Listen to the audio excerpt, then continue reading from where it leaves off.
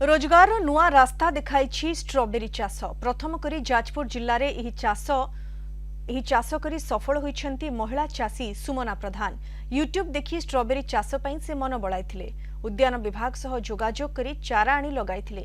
सुमना भल रोजगार करुथिबा बेले अन्य माननकु मध्य कार्य लगाई परिछंती।